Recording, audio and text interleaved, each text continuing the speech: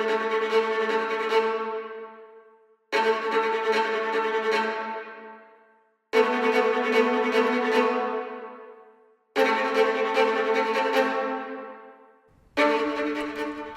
buenas tardes a todos y bienvenidos a un nuevo programa de Viajando en el Tiempo aquí en Radio Agricultura y Agricultura TV. Y como todos los sábados estamos listos con Bárbara Bustamante. ¿Cómo estás, Barbarita? Muy bien, feliz como todos los sábados de estar aquí contigo y con toda la gente que nos ve y que nos escucha.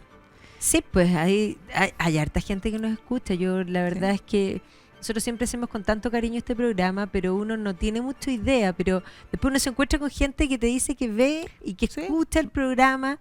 Me encanta eso. Sí, el fin de semana pasado me encontré también una persona, me dijo, no, pero si yo te conozco, lo que pasa es que tú no a mí, pero yo las escucho todos los sábados de Villa La Magdalena. Fantástico. Sí. Me encanta. Sí, me encanta. A mí también. Bueno, hoy día nos vamos a ir de viaje. Vamos a volver a nuestra idea de viajar, de conocer lugares, y vamos a ir a conocer una ciudad que yo sé que muchas personas la tenían en la retina como una ciudad como decadente. Y ciertamente en algún momento lo estuvo, y bastante.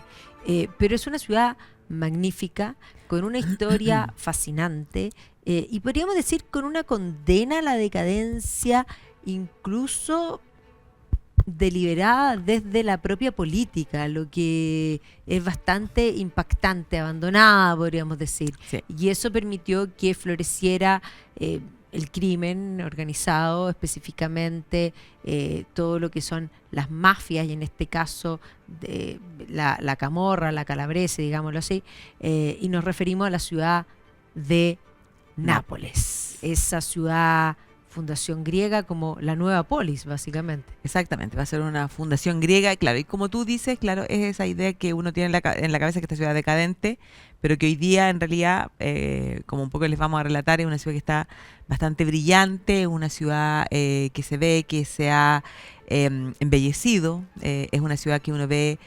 Mirar los edificios habla de una época de esplendor, o sea, ya vamos a ver, les vamos a contar que en algún minuto fue capital de un reino, y que claro, esa cosa deliberada política tiene que ver con cosas que hemos hablado aquí, que no hemos entrado precisamente en el tema de Nápoles, pero que tras la unificación italiana, bueno, deliberadamente se va a favorecer toda la industrialización y todo en la zona norte, o sea, Milán, Turín, y se va a dejar, podríamos decir, de lado al sur, que era en el momento de la unificación, o sea, Nápoles va a llegar a ser en un minuto después de Londres y de París la tercera ciudad más poblada, más importante, o sea, tenía el medio puerto. No, y tenía, claro, el puerto siempre fue estratégico, y de hecho hay que decir que los primeros vapores a nivel europeo van a salir de ahí. Sí, pues, bueno, y además el primer ferrocarril que tiene Italia es en Nápoles, o sea, es realmente increíble. Pero claro, es una ciudad que es fundación griega, se van a instalar los primeros colonos en una de las islitas. En Ischia. Exactamente, y posteriormente a eso ya se instalan en el continente a fundar ciudades, y ahí la primera fundación habría sido conocida como, claro, y después Parténope, y posteriormente pasa a ser denominada como esa Neápolis, o sea, la nueva polis, y de ahí viene Nápoles. Y justo ahora, antes de que partiéramos el programa, estábamos conversando de esas cosas que nos acordamos de repente, que en el siglo XIX se puso tan de moda, ese gran tour que la gente en Europa viajaba, y nos acordamos... Los británicos. Claro, los británicos, y nos acordamos que, por ejemplo, Florence Nightingale, esa gran mujer de la Guerra de Crimea, se llama Florence porque nació en Florencia, y su hermana se llama Parténope porque nació en Nápoles. Impresionante. Datos curiosos. No es menor el dato rosa, pero efectivamente esta polis griega la podemos enmarcar en torno a lo que es la Magna Grecia, y efectivamente hay que decir que en toda la zona del sur de Italia, incluida también la isla de Sicilia, va a estar presente Grecia, y va a dejar vestigios monumentales impresionantes. No solamente hay que pensar en los templos de Sicilia, sino que muy cerca de Nápoles hay templos completos, o sea, los vestigios griegos son abundantes, incluso en la ciudad, porque en la ciudad hay en el fondo una ciudad subterránea, y vamos a hablar un poco del por qué esto queda bajo tierra. Es una zona muy conflictuada en lo geológico, digámoslo así. y efectivamente hay, digamos, hoy día parte de las ciudades subterráneas que muestran parte de este mundo griego y también después, posteriormente, el mundo romano. Claro, entonces hay algunas precisamente que es lo más extraordinario que tiene la ciudad, que hay algunas plazas, algunas piazzas en Nápoles que uno, o sea, la vida por encima, están los cafecitos, los carritos, la pizza napolitana, y hacia abajo y están los muros defensivos de lo que era la ciudad romana. Porque claro, como tú dices, va a ser una ciudad que también no tenemos que olvidar, ¿ya? Que tiene como que la corona así en el escenario el Vesubio, ¿ya? Y el Vesubio habla cada cierto tiempo y deja su estrago y sus huellas, como ya vamos a ver. Exactamente. Bueno, pero los griegos van a ser también presionados, particularmente por los etruscos. Los etruscos van a avanzar y es en ese contexto de esta presión etrusca que ya habían sido controlados, sobre todo en el norte, por la instalación de Roma y por la República, va a hacer que los propios griegos le terminen pidiendo ayuda a la República Romana, y con esto de alguna manera se va a incorporar al mundo de la República previo a que la República avance hacia la península itálica, porque después la República va a avanzar y se va a enfrentar incluso a Cartago en las guerras púnicas, pero antes de eso va a ser podríamos decir, una ciudad griega protegida por Roma, por la República Claro. Romana. Y por lo tanto, bueno, Roma va a tener una importancia no menor, se van a encontrar con esta zona que les va a gustar mucho, no solo Nápoles después se va a tornar más romana, sino que alrededor de Nápoles se van a fundar muchas ciudades, que además las tenemos en la retina, porque hay que entender que, claro, el año 79, después de Cristo, el Vesubio va a ser de lo suyo y por lo tanto van a quedar ocultas no solamente la ciudad de Pompeya, que nosotros siempre lo tenemos en la retina, que es esa ciudad del negocio, sino también la ciudad de Hercolano, que era una ciudad del ocio más bien, pero también la villa Pompea, que es en el fondo Plontis, la villa de Claro. Pompea, que va a ser una villa elegantísima, pero también Bayae, que es una ciudad que queda Bajo el sumergida, agua. o sea, en fin, hay varias ciudades que quedaron sepultadas por el Sí, po. Vesubio. Sí, pues ahí recordarles que hemos hablado aquí con Sergio Vergara. En una oportunidad hablamos de la erupción del Vesubio del año 79 y de lo que eran todas esas ciudades, y un poco también habla de la grandeza del mundo romano y que es lo que nos permite, es como que eso hubiera dejado como una huella en Nápoles, en toda esa zona, de que la vida es frágil, ¿ya? Y que en cualquier minuto algo Sí. puede ocurrir, pero como quedaron sepultadas por el Vesubio, y después, bueno, vamos a ver cómo muchos siglos más tarde empieza Pero muchos. muchos siglos más tarde, pero claro, es como que la vida hubiera quedado detenida ahí, y eso permite hoy día entender e imaginar, o sea, cómo vivían los romanos y lo extraordinarios que eran. No, incluso hay que decir que antes del Vesubio la presencia romana es importante. Hay una serie de personajes que eran, digamos, que se carteaban incluso con el propio Virgilio. Y está toda esa idea de que el propio Virgilio terminó enterrado en Claro, Nápoles. claro. Que eso también va a volver a aparecer posteriormente, pero efectivamente uno visita en Nápoles la tumba de Virgilio, no es menor. No, pero Ya, por lo tanto, personajes importantes, tenemos el tema de, digamos, del Vesubio, pero también hay que tener en cuenta que el emperador Tiberio, ya, porque claro, Virgilio estaría en la época de Augusto, Tiberio viene después, va a también mirar esta zona y va a instalar lo que va a ser su palacio en lo que es la isla de Capri. se hace como 2 Sevilas, Tiberio. No, es una maravilla lo que hay ahí. Extraordinario, sí. O sea, tenía muy buen gusto. Además le Tenía gustaba buen gusto Tiberio, sí. buen gusto. Bonitas vistas. Bonitas vistas, pero además está toda la Gruta Azurra, donde supuestamente a Tiberio le gustaba, porque además la casa tenía una bajada hacia la Gruta Azurra, que es esta gruta azul, donde a él le gustaba bañarse. Claro. Está bien. No, si le gustaba la buena vida y estaba bien, pues. Si pega tiene que haber tenido Tiberio, así que Exactamente. sí. O Así sea, la presencia romana también está, por supuesto, en los alrededores, o sea, desde el siglo XVIII en adelante comienzan las excavaciones en Pompeya, en Hercolano, y eso se mantiene en el tiempo y comienzan a aparecer todas estas maravillas, y esto también empieza a nutrir a la ciudad de Nápoles, porque hay que decir que si bien en Pompeya, en Hercolano hay muchas cosas, muchos de esos mosaicos, los originales, están en el Museo de Nápoles. Por lo tanto, exactamente. comienzan a nutrirse museos, no solo ese, sino que se van a fundar otros museos específicamente para estos hallazgos arqueológicos y además es probablemente de los primeros lugares donde hay como una escuela de arqueología propiamente tal. Claro. Y hay que mencionar también que en la ciudad, es como que la ciudad se fue construyendo encima, entonces hay también ciertas ruinas romanas de ciertos teatros, pero claro, casi que hay que pasar así como Una puerta. por unas puertas pasadizos de algunas casas para poder ver en el fondo esos restos. Hay que pensar que además, bueno, Nápoles va a ser declarada Patrimonio de la Humanidad ya en el siglo XX. Y entonces, bueno, o sea, de lo que uno quiera encontrar, hay vestigio en Nápoles. Pero Nápoles también va a ser importante porque es precisamente en Nápoles donde se va a producir el fin del Imperio Romano de Occidente, porque va a ser en esa ciudad donde ese líder de los Hérulos, Odoacro, va a deponer al último emperador, que es Rómulo Augusto. Lo habría encerrado como en un palacio en Nápoles. Lo encierra en un palacio en Nápoles, año 476. Así que es importante, o sea, ese hito es precisamente en esa ciudad.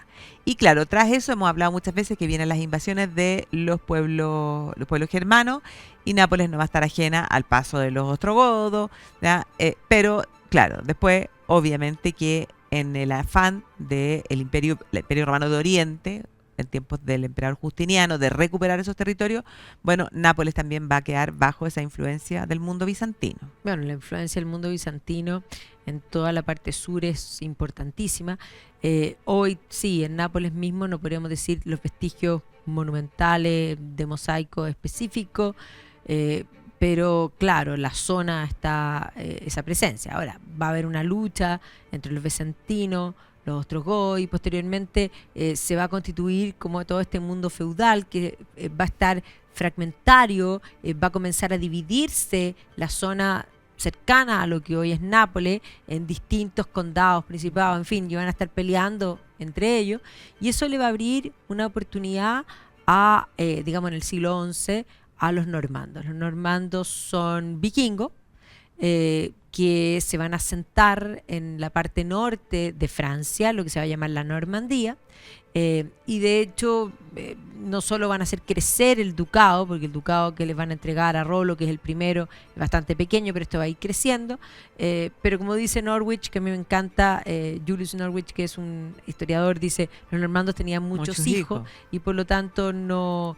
Si uno considera que existe mayorazgo, eso implicaba que quedaban muchos hijos sin nada. Y por lo tanto salen a buscar fortuna y dentro de estos personajes va a aparecer la figura primero de Roberto de Guiscardo, que va a encontrar una oportunidad y con apoyo papal, porque también hay que entender el avance del Islam, el peligro, una serie de cosas, y por lo tanto contratar a estos normandos como mercenarios, podríamos decir, no era una mala idea, pero va a terminar siendo conde de la Puglia y de Calabria. Y en esa situación va a terminar llamando a su hermano, que es Roger, para que, mira, vente para acá, aquí está buena la cosa, mejor. Y juntos van a conquistar, no solo Nápoles, porque van a conquistar Nápoles, sino que también Sicilia. Y los normandos van a instalar un reino que va a incluir Nápoles, pero cuya capital va a estar en Palermo. ¿Ya? Y por lo tanto, Sicilia es el lugar de este reino normando, que va a ser un reino, Roger de hecho va a instalar un reino medieval impactante en el sentido de que estamos hablando de un periodo en que ya el periodo de las cruzadas, donde la animadversión para el otro que no es cristiano es como lo más extendido. Sin embargo, en Sicilia va a haber coexistencia, van a convivir, y no solo eso, sino que esto va a permitir un híbrido cultural que impresionante. No existe en ninguna otra parte del mundo. En ninguna otra parte del mundo, y por lo tanto cuando uno entra a la Capilla Palatina de Palermo, uno ve una capilla maravillosa con mosaicos bizantinos, impactante, artesonado árabe, del techo árabe, digamos, musulmán, realmente impactante. Judíos, musulmanes, cristianos van a coexistir. Y ese reino va a florecer por tiempo, entendiendo que Nápoles era parte, pero Sicilia era la capital, y de los normandos puros, de alguna manera que se va a extinguir esto, va a pasar en el fondo a la dinastía de los Hohenstaufen, porque Constanza de Sicilia se había casado con un Hohenstaufen. Claro, con el Enrique IV Hohenstaufen, y ellos viajan que es una dinastía suava. Claro, y viajan a en el fondo, a tener el trono de Sicilia y de Nápoles. Y ahí, en ese viaje, es que nace una figura que va a ser súper importante. Ya hemos hablado de él en algunas ocasiones, pero un día vamos a dedicarle un programa solo a él, encuentro yo, que es Federico II Hohenstaufen, conocido como el Stupor Mundi, ¿ya? Ese hombre que hizo florecer las artes, la cultura, que dominaba los idiomas, o sea, todo, ¿ah? Y que para Nápoles va a ser una figura súper importante. Es este personaje que no solo va a ser conocido como Stupor Mundi, sino que incluso se va a enfrentar con el Papa lo va a excomulgar, no solo en una oportunidad, y en este anhelo de favorecer la cultura, bueno, él es quien va a fundar la Universidad de Nápoles, que es de 1224, que es una de las primeras de Europa, y que ya tiene más de 800 años. Exactamente, o sea, él va a fomentar las artes, la lengua, él era un polímata, en el fondo era un personaje tremendamente atractivo. Bueno, pero los Hohenstaufen van a continuar hasta que también se va a producir, y aquí vamos a tener la entrada del mundo angevino, o sea, el mundo medieval.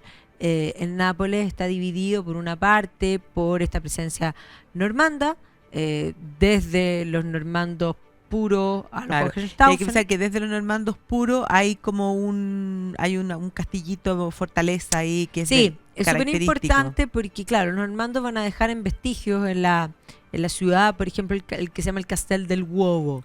¿Ya? Y eso es una leyenda de que había un huevo que estaba dentro de algo, y mientras el huevo estuviese, es como el paladio de la ciudad. Pero el Castel del Huevo es una gran fortaleza a la orilla del mar que data básicamente de la época normanda. Ha tenido remodelaciones, pero la estructura sigue siendo un bastión al estilo normando. Los normandos construían en piedra. Pero va a entrar en el fondo este mundo angevino, que es la casa de Anjou, y que va a tener también una importancia, sobre todo con traer órdenes, digamos, religiosas, fundaciones también de, entre otras cosas, del llamado Castelnovo. El Castelnovo es el gran castillo que se ve como a la orilla del puerto, que tiene las torretas y tiene cosas agregados posteriores. Imagínenselo puro, sin los agregados posteriores. Bueno, el Castelnovo va a ser precisamente de este tiempo, y además este hombre, adentro se albergan tesoros que eran importantes de este periodo, incluido unos libros de obra maravillosos. Sí, y cada vez que uno, porque se ve por ahí en algunas partes la flor de lis, y eso, cuando se ve la flor de lis, es de la casa de Anjou, que hacían referencia en el fondo a la monarquía francesa. Claro, y además hay que decir que, claro, va a encargar, van a ser mecenas, va a encargar arte, digamos, vinculado con la flor de lis, pero también en la época ya avanzado, la tardía Edad Media, de lo que ya comienza a llamarse, algunos lo denominan Renacimiento, pero este es un periodo que personajes importantes del llamado Renacimiento italiano van a llegar a Nápoles. El primero va a ser Petrarca, ¿ya? Y Petrarca básicamente va a escribir y va a tener permanencia en Nápoles. Él va a poner de moda la visita a la tumba de Virgilio.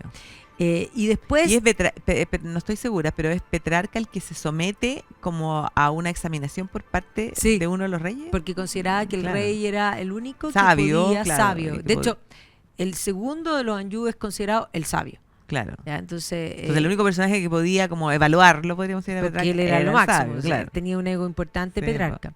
Y aparte de Petrarca, Boccaccio. Boccaccio también va a estar, pero joven. Boccaccio había ido a Nápoles para aprender a ser comerciante. En realidad se va a dedicar a otra cosa, y se va a terminar siendo parte de este mundo humanista, porque había toda una intelectualidad importante en Nápoles, y ahí habría conocido a una musa, ¿ya? Que efectivamente le va a ser parte de sus escrituras. No solamente le va a escribir una obra específica, sino que también la va a volver a hacer aparecer en el Decamerón. Sí, pues una obra específica que dicen que se dice que es como la primera obra psicológica, que como porque lo relata ella, que lo relata ella, que fue abandonada por desamor, claro, exactamente. Y Fiamaretta, no sé cómo un nombre como así. Claro, y después aparece ella como uno de los personajes del Decamerón. Claro, en el Decamerón en el fondo se van a pasar la peste en una vila, y ahí aparece también ella. Pero te sigo contando de vuelta del comercial.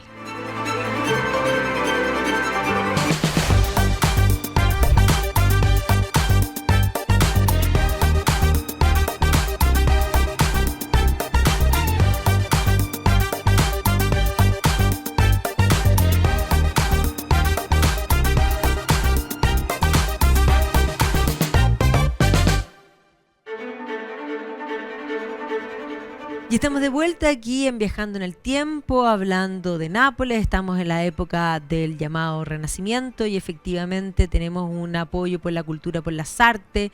Tanto Petrarca como Boccaccio van a pasar estancias en este lugar y se van a construir también edificaciones tremendamente importantes, incluida lo que es la catedral de Milán, San Genaro, que... De Nápoles. Perdón, Milán, de la catedral de Nápoles. Yo creo que pensaste en el Duomo. Y Pensé cuando en uno el dice el Duomo. Duomo, Se me salió siempre... pensé de la palabra Duomo, claro. Pero Claro, cuando efectivamente piensa de en Milán, Duomo, piensa en Milán. que es una catedral que, por una parte, podríamos decir, tiene esta estructura tardío-gótica, pero en el interior es una cosa muy distinta que hay que volver a mencionarla después en el tiempo porque es uno de los must de la ciudad de Nápoles. O sea, no se puede ir a Nápoles y no ir a la catedral. Así es.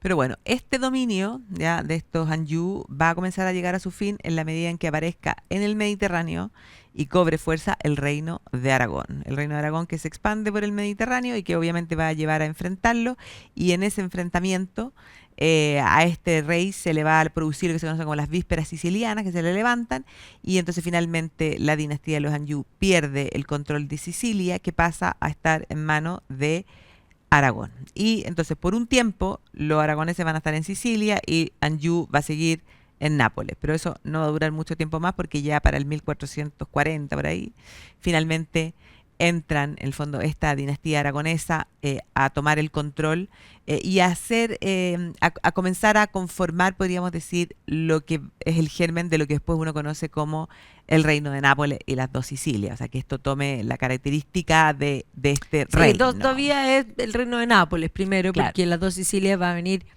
un poco después, pero sin duda el reino de Nápoles va a empezar a tener un cariz distinto. Y entonces va a venir esta administración primero aragonesa, que después posteriormente va a quedar dentro de España. Hay que entender, es el periodo de la unificación española y por lo tanto hay que entender que va a haber un primer periodo de Nápoles bajo la casa Austria. O sea, primero Aragón, Claro, primero son en el los fondo los Trastámara. reyes católogos, Claro, los Trastámara, por supuesto, después después Carlos V, Felipe II. Y es una época en que Nápoles no es todavía un reino, sino que es parte de España. Sí. España tiene esa característica de incorporar como provincias equivalentes Claro, de hecho había a sus virreyes. regiones. Ya, por eso habían virreyes, por eso. Y eso mismo pasa en América, o sea, cuando dice colonia, no era colonia, o sea, el virreinato de Granada era equivalente a Valencia, o Claro, sea, el virreinato de La Plata, el virrey, claro. y por lo tanto va a haber virreyes que van a marcar la impronta hispánica en una presencia monumental importante que se va a ver en este tiempo. Es la época que se construye, por ejemplo, en la ciudad misma lo que va a ser el Palacio Real, un Palacio Real que sigue estando en la ciudad de Nápoles y que tiene unas características digamos, de construcción hispana, junto con el barroco. El barroco va a entrar con gran fuerza, porque básicamente hay que comprender que este periodo no solamente son los Austrias, si uno piensa en Carlos V, Felipe II, es la época de la Reforma, y por lo tanto cuando uno piensa el barroco es el arte de la contrarreforma. Y por lo tanto hay un barroco hispano, un barroco romano,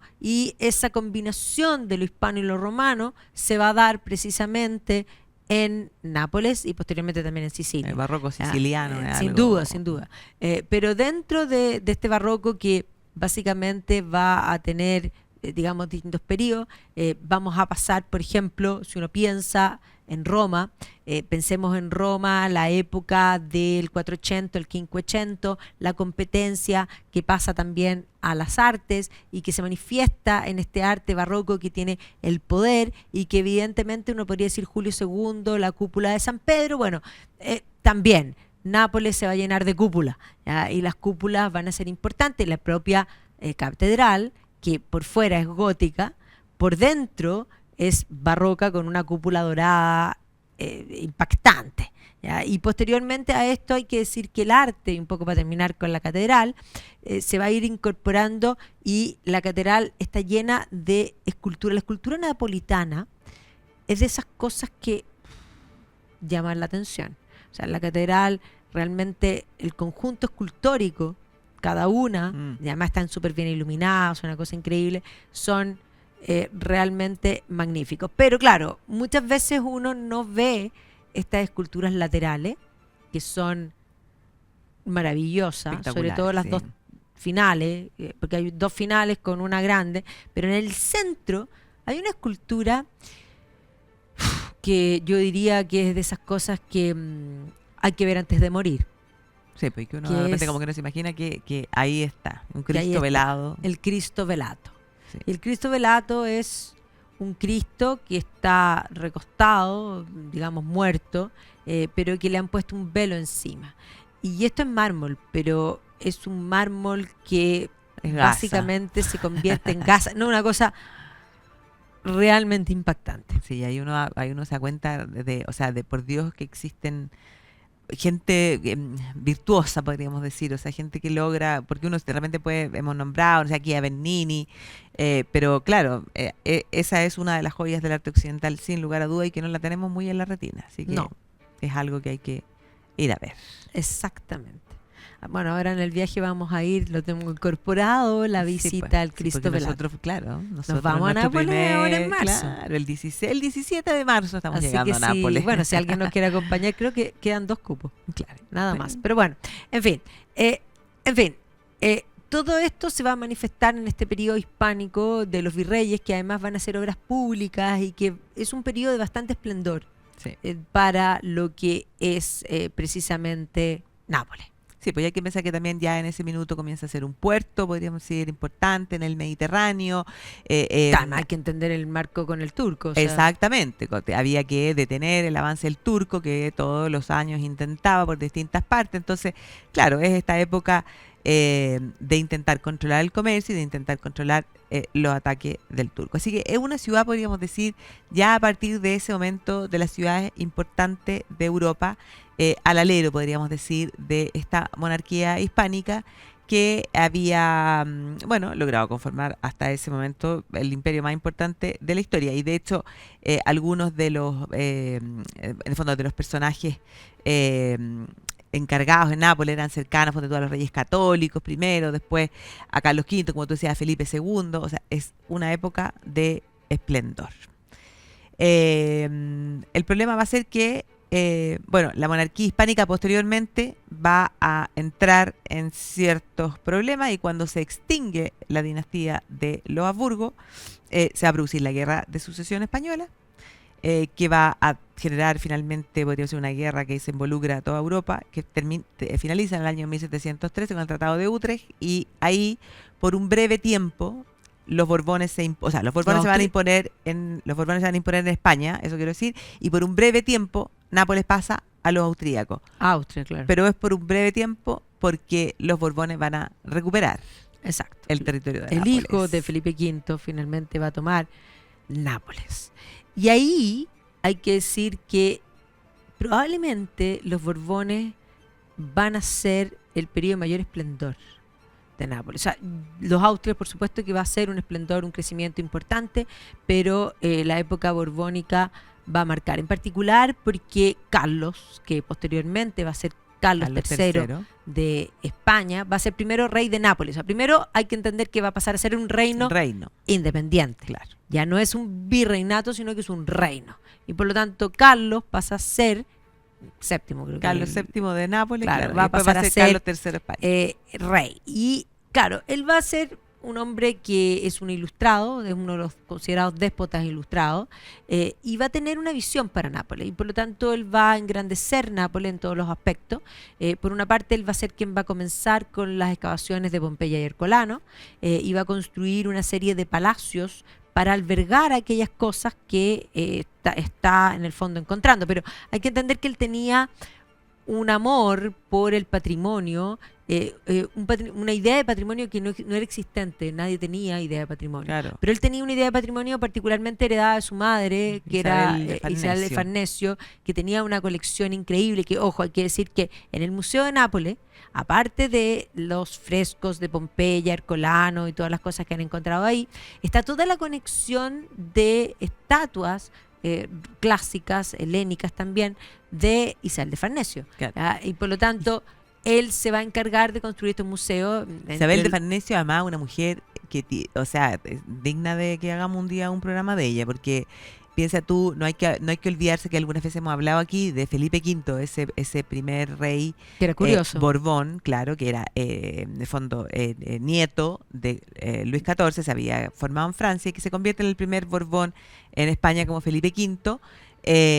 Era curioso y con el paso del tiempo más curioso, un hombre que se dice que tenía humores, ya hoy día eso se habla de que tendría que tener una depresión. De depresiones. Claro, y entonces era un hombre bien, bien curioso, que No, que vivía no se de cortaba noche. las uñas. Yo encuentro que a mí esa cuestión no se me salió cortaba nunca las más de la uñas, cabeza. claro.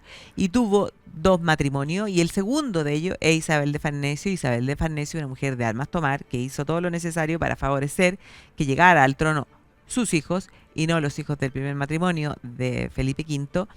Y en todos estos momentos de locura, este hombre, bueno, quien podríamos decir llevaba bastante las riendas, era esta Isabel de Farnesio, y este Carlos, hijo de ella, trae un poco esa formación y hereda de su madre toda esa colección de arte que está en Nápoles. Exactamente. Entonces, aparte de construir, él va a construir, por ejemplo, lo que es el Palacio Capodimonti y otros palacios más para albergar estas cosas, pero además va a crear unas escuelas de oficio, que es súper importante. Claro, es la época de las escuelas de tapices. Por eso, claro. él va a crear, por una parte, una fábrica de porcelana, Sí, po, que es la Capodimonti. fábrica de Capodimonti, que no solamente hace monitos, sino que hacía también platos y todas losas, en fin, para pensar también en generar empleo, pero también en adornar sus palacios. Por otro lado, tapices. Por otro lado, lo que se llama piedra dura, ya que son todas esas, las cubiertas de los muebles, pensemos en la época, estamos hablando del siglo XVII, y por lo tanto, efectivamente, XVIII, que efectivamente son estas cubiertas que hacen mármol como con dibujos, así, unas cosas espectaculares. Y por lo tanto, esto le va a dar un vigor y una economía, y además esto abre, porque él va a crear puertos, muelles, va a expandir el comercio, va a hacer una serie de reformas súper inteligentes porque entre otras cosas va a bajar los impuestos. Sí. Y por lo tanto va a reactivar la economía. Y claro, y entonces engrandecer, embellecer la ciudad, no hay que olvidar que él, siendo un Borbón, trae el ejemplo, ¿ya? Obviamente, el ejemplo, el anhelo y probablemente un poquito de envidia de lo que había hecho Luis XIV, o sea, bueno, en la ciudad de París, todas las mejoras que hizo, pero en Versalles. Y entonces, ¿qué es lo que hicieron estos Borbones en Nápoles? Él quiso hacer el palacio, de hecho hizo el palacio más grande de Europa. El palacio más grande de Europa está al lado de Nápoles, que se llama Caserta, Reggio Caserta. Y Reggio Caserta es una maravilla, o sea, realmente 1200 habitaciones. Impactante, o sea, hacer el aseo, ni te lo imaginé. No, el año entero. Pero además hay que decir una cosa, es bellísimo por dentro, toda la escalinata tiene un mármol rosé así increíble, pero que yo creo que las personas, muchos que no lo conocen, lo tienen en la retina, porque ¿te recuerdas cuando hicieron las segundas, en el fondo, trilogía de la Guerra de las Galaxias? Porque las primeras, bueno, del año 79 y de ahí para adelante. Claro. La segunda desde, en el fondo, la amenaza de Phantom Menace, en el fondo, la Guerra de los en fin. Pero Naboo, el reino de Naboo, donde estaba la reina Amidala, todos los interiores de Naboo están grabados en Caserta. Espectacular. Es espectacular. Es espectacular. Y los jardines son espectaculares también. No, y además que tiene jardín francés, inglés. ¿Te acordás que caminamos? Nosotros dijimos, no, ya lleguemos hasta allá, así cerca. No es tanto. Vamos caminando. Y llegamos, que no era ni siquiera la mitad del trayecto que había para recorrer por los jardines. Y era hay unos bucecitos que te llevan también. Sí, pero nosotros fuimos caminando. Po. Sí. Sí, lo puse obvio. A la hora que vamos a ir de nuevo a tomar el bus. Ahora llegamos arriba. En el bus. Yo lo quería es en el bus de ida. Y volvemos caminando. Exacto. Ya, lo vamos a hacer. Es una buena idea. Sí, es realmente espectacular. Y además hay que decir que para dar agua a Caserta y a la ciudad de Nápoles, Carlos va a construir un acueducto, pero de 3 pisos y a lo más acueducto romano, una cosa realmente, obra de ingeniería impactante. Sí. O sea, realmente los vestigios que va a dejar el gobierno, o sea, Carlos VII, que va a abandonar en 1759, finalmente el trono porque le ofrecen el trono de España. Y por lo tanto Claro. va a dejar a su hermano hijo. muere sin descendiente y se va para el trono español y deja a Sí, su hijo. claro, y deja a su hijo. Y en España hay que decir que este hombre, Carlos III, también va a ser el que va a modernizar todo Madrid y por lo tanto está sentadito ahí en la Puerta del Sol, arriba. La gente no lo ve Claro. porque la gente está mirando los hitos, el Madroño, pero ahí La al tienda lado al tío del Pepe. tío Pepe está el Carlos III. llamado alcalde de Madrid. El mejor porque- alcalde de Madrid. Sí, Sí, po. o sea, hizo todo. Y ojo, Carlos III además hay que ver todo lo que hizo en ultramar. Va a ser un gran fundador de ciudades, o sea, un hombre realmente espectacular, pero que va a dejar probablemente gran parte de su alma en Nápoles. Así es, sí. En Nápoles, sí. Y después, bueno, su hijo continúa, ¿cómo se llama? Un poco podríamos decir, por la senda de lo que había hecho su padre. Eh, y claro, Nápoles vive este periodo de máximo esplendor. Sin embargo, hay que pensar que, bueno, avanzando en el siglo, entran todas las ideas de la Ilustración francesa que llevan a la Revolución. Y eso finalmente, bueno, va a terminar con la figura, cuando aparece, Napoleón Bonaparte. Claro, pero además Fernando, que era este hijo, se va a casar con Claro. la Carolina de Habsburgo, que es la La hermana de María Antonieta, sí. que era una mujer de armas tomar y que va a ser bastante importante en el gobierno. Y de hecho vamos a ver que la familia real en 2 ocasiones se va a terminar trasladando la corte, el rey de Nápoles, era rey de Nápoles, A a Sicilia. lo que es Sicilia. Y va a instalar su corte en Palermo. Primero cuando básicamente avanzan las ideas de la revolución y ven amenazado esto y se va a instaurar en 1799 una república de corte jacobina Claro, en Nápoles, pero que no era popular. O sea, fueron unos pocos los que se tomaron Nápoles y que instauraron esto, pero el pueblo era pro rey, Claro. pro Borbón. ¿Ya? Y por lo tanto va a planificar el rey la vuelta y en eso vuelve, se instala nuevamente en Nápoles, pero Napoleón Aparece comienza Napoleón a avanzar. Y a poner a su hermano en todas Claro, partes. pero gana, después de que gana Austerlitz, creo que en 1805, si no me equivoco, efectivamente va a terminar conquistando en 1806 Nápoles y ahí la familia nuevamente se va a Palermo. Claro. O sea, claro, y ahí va a instalar primero a José, su hermano José, al que después va a mandar a España, y finalmente va a dejar instalado ahí a Joaquín Murat, que estaba casado además con su hermana. Y ellos Carolina. se instalan a vivir ahí en Caserta. Bueno, así, van a hacer, porque además, bueno, los Borbón no solo habían construido Caserta, se habían hecho también otros palecitos en otras partes. Capodimonte, varios Claro, y otros como de residencias veraniegas, con unas lindas cantidad de vistas palacios al mar. impresionantes. Claro, espectacular. Así es. Así que, claro, Napoleón toma el control y entonces el rey se vuelve a instalar en Sicilia. Pero tras la derrota de Napoleón, en el fondo, se intenta volver al equilibrio previo a la Revolución Francesa y entonces los Borbón retoman, ya a partir de 1815, el control de Nápoles. Y ahí, importante, porque Fernando va a lograr que el Congreso de Viena le reconozca la unión de los reinos, entonces sea Nápoles y las 2 Sicilias. Sicilia. Es importante decir también que durante el siglo XVIII, bueno, Nápoles va a tener cada cierto tiempo tragedias, no solamente la del 79 del Vesubio, sino que va a tener varias tragedias. Y de hecho, durante el comienzo del siglo XVIII va a tener también una peste tremenda que va a matar a 3/4 de la población. Espantoso. ¿Ya? Pero eso va a implicar que además va a haber una erupción del Vesubio y por lo tanto todo esto hay que volver a reconstruir, o sea, va a tener ese espíritu que nosotros lo entendemos muy bien de cómo Levantarse, resurgir, vale. de levantarse, ¿ya? Y que va a estar presente, digamos, en esa historia. Pero claro, el reino de Nápoles ahora, como reino de Nápoles y las 2 Sicilias, va a volver a tener un periodo, podríamos decir, de cierto auge y sobre todo va a tener un auge, pero hasta la unificación italiana. Y un auge porque ya hablamos que es el primer ferrocarril, o sea, efectivamente la industrialización iba, eran los pioneros en todo lo que son la construcción de barcos y los vapores.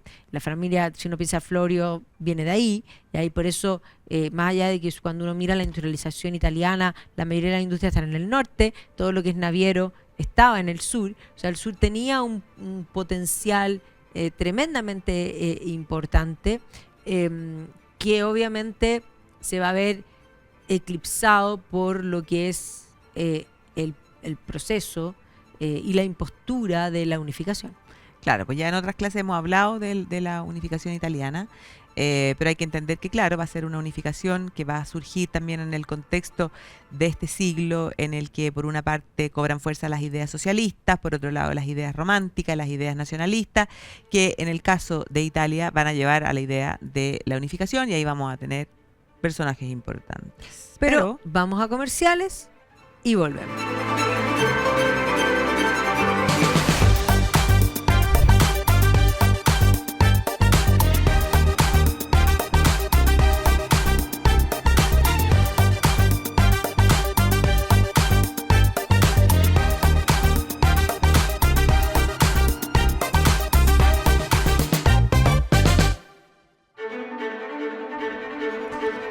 Y estamos de vuelta aquí en Viajando en el Tiempo, hablando de Nápoles, que un Nápoles que florece, pasa a ser el reino de Nápoles de las Sicilias, y que todo básicamente iba bastante bien hasta que aparece este concepto de la unificación, una unificación que hay que comprender todos los cambios europeos que tienen que ver, como bien tú decías, con el romanticismo, por una parte, con las ideas socialistas, con las revoluciones burguesas, con el proceso de democratización que va a ir viviendo Europa, que va a tener revolución en el año 1830, en 1848. El año 48 es un año muy convulso, y en ese contexto de ese año 48 convulso está la figura que podríamos decir tal vez el corazón de la unificación, que es la figura de Giuseppe Mazzini. Claro, la idea de este Giuseppe Mazzini, que era este periodista, político, agitador, y que, claro, tiene la idea de una unificación que tenía que tener la forma de una república. Él va a tener como ese anhelo de levantar, podríamos decir, todos estos movimientos y todas estas juventudes en distintas partes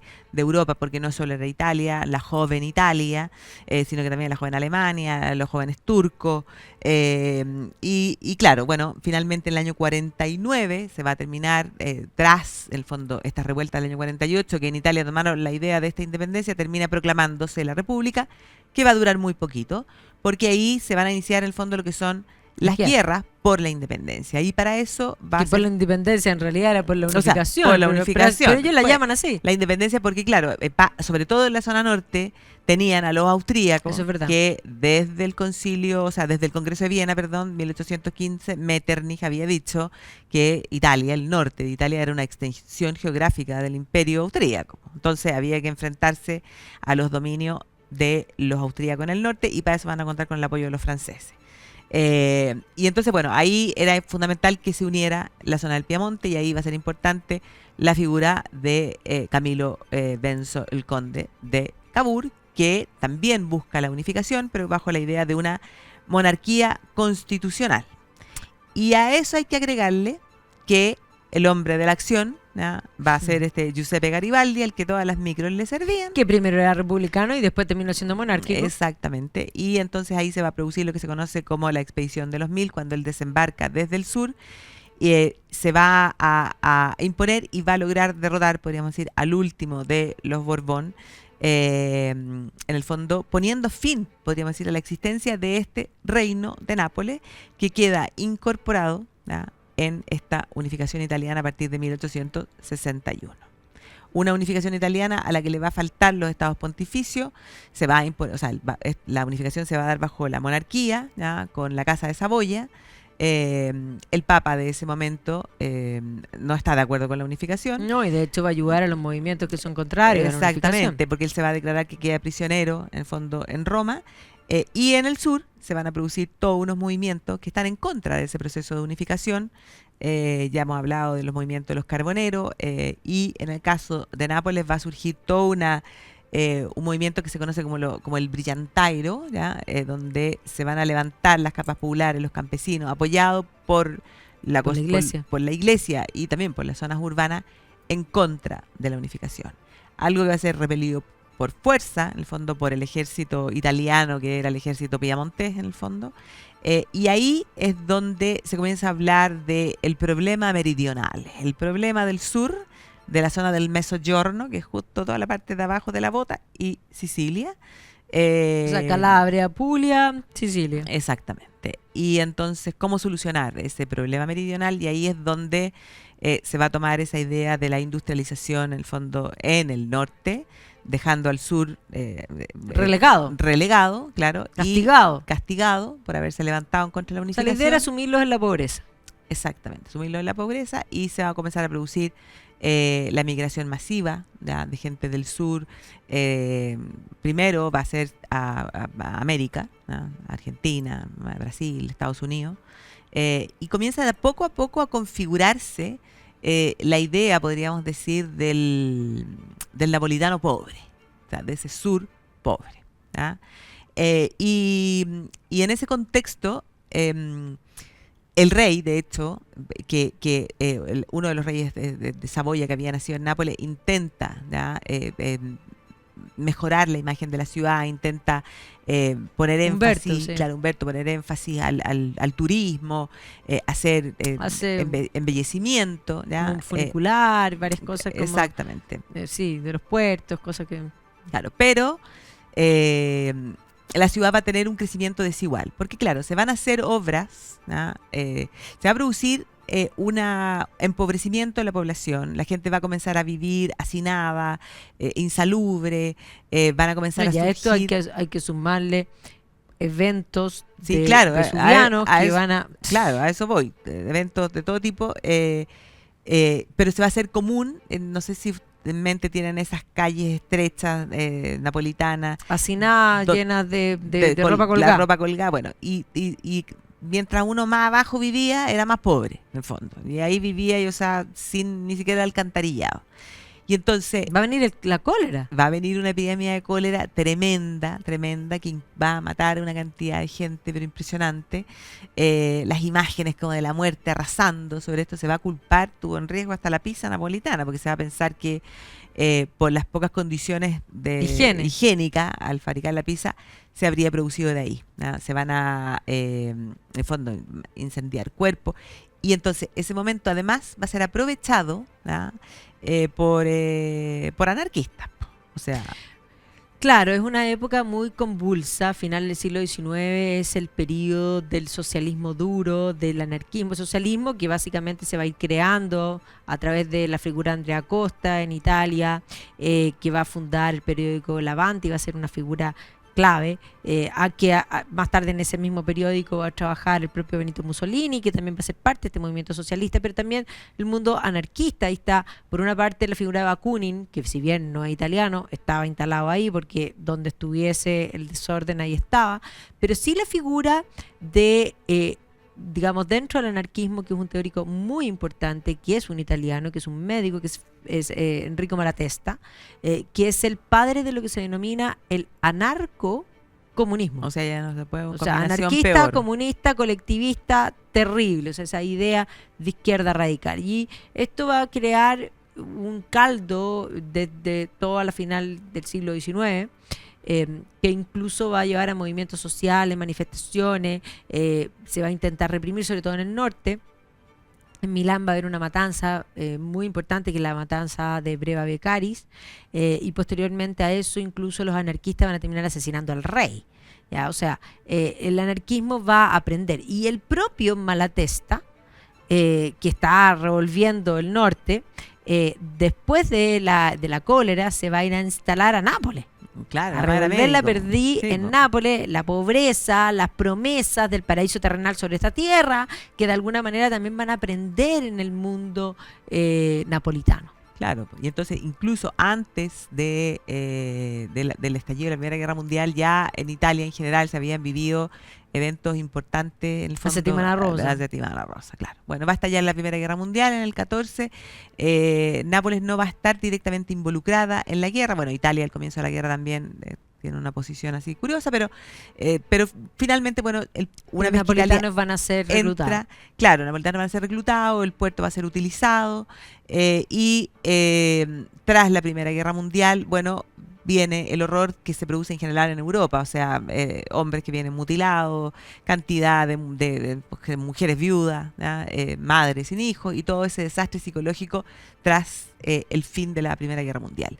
Versalles, que va, en fondo, no le va a dar a los italianos lo que quieren. El propio Mussolini dice, hemos ganado la guerra, pero hemos perdido la paz, lo que permite que finalmente también todos los años después del triunfo de los bolcheviques en Rusia, venga en el fondo este auge de las ideas comunistas, el Partido Comunista en Italia con Gramsci, el bienio rosso, y eso permite que finalmente Mussolini sea visto, que es un anticomunista, sea visto como, podríamos decir, por los terratenientes, por los industriales, como el hombre al que había que apoyar en ese minuto.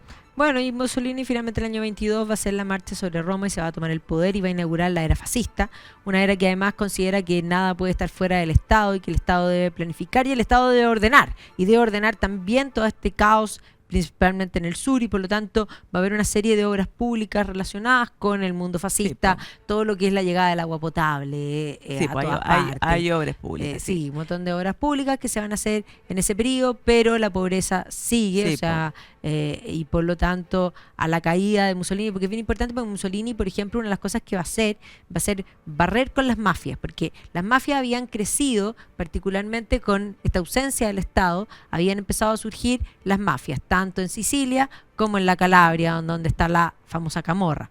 ¿Ya? Y por lo tanto, ¿qué es lo que hace Mussolini? Limpia todo esto porque es el Estado el que tiene que estar presente de esto. Pero cuando vuelven los aliados, entre las cosas que traen de vuelta a los líderes de las mafias, porque cualquier micro le servía para poder sacar a los fascistas, y por lo tanto hay que entender que durante la Segunda Guerra Mundial, bueno, se entra por una parte por Francia, pero por otro lado se entra por Sicilia y por Nápoles, y Nápoles va a ser devastada en la Segunda Guerra Mundial. Claro. Pero hay que decir una cosa, los napolitanos, sí. Un hecho bien heroico, podríamos decir, que se llama las 4 jornadas, ¿ya?, de los napolitanos, que es cuando ya está derrotado Mussolini, vienen avanzando los aliados, los napolitanos se levantan y derrotan a los nazis. ¿Ya? O sea, se dice que es la única, autolibera. Claro, no es una ciudad que fue liberada por los aliados, sino que ellos se autoliberaron. Y claro, llegan los aliados y sí, fue inmensamente bombardeada.